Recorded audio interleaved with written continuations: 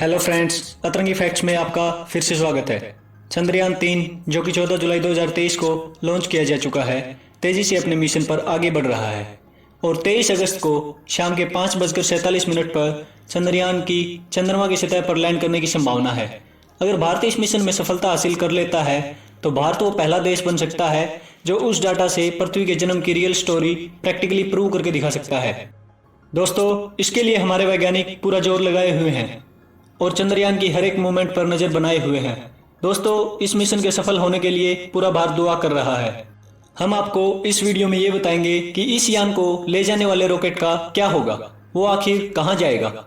तो दोस्तों, भारत ने चंद्रयान 3 को जिस रॉकेट से भेजा था उसका नाम अल्वियम 3M4 है और इस रॉकेट का रोल सिर्फ इतना ही था कि ये चंद्रयान 3 को तेजी से चांद की तरफ धकेल दे, जिसके बाद इस रॉकेट का रोल खत्म हो जाता है।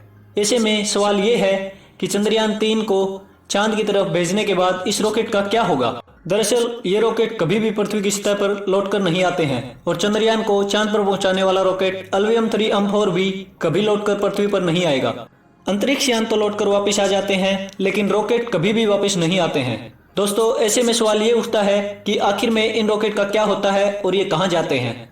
दोस्तों, जब अंतरिक्ष यान या सैटेलाइट रॉकेट से अलग होता है तो उसका एक बहुत छोटा सा हिस्सा ही बच जाता है। इसके बाकी के हिस्से पृथ्वी के वायुमंडल में आते ही जलकर खत्म हो जाते हैं, लेकिन एक आखिरी हिस्सा स्पेस में ही रह जाता है। यह हिस्सा अंतरिक्ष के कचरे का हिस्सा बन जाता है और वहीं घूमता रहता है। अंतरिक्ष में ऐसा बहुत कचरा या स्पेस जंक घूम रहा है।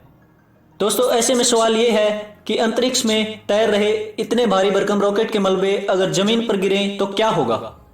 दोस्तों, घबराइए नहीं।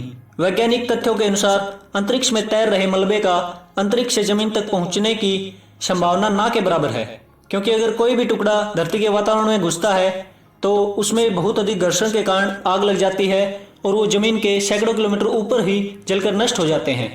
धरती की निचली कक्षा में घूम रहे ऐसे टुकड़े धरती के वातावरण में घुस तो जाते हैं, लेकिन तुरंत जलकर नष्ट भी हो जाते हैं। साल 2021 की एक रिपोर्ट के अनुसार करीब 2000 एक्टिव सैटेलाइट धरती के चारों ओर घूम रहे हैं।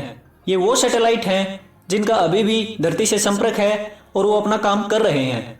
इसके अलावा 3000 डेड सैटेलाइट भी मौजूद हैं जिनका काम पूरा हो चुका है या जिनका संपर्क धरती से टूट चुका है। ऐसे में ये सैटेलाइट अंतरिक्ष के कचरे के रूप में इधर उधर तैर रहे हैं।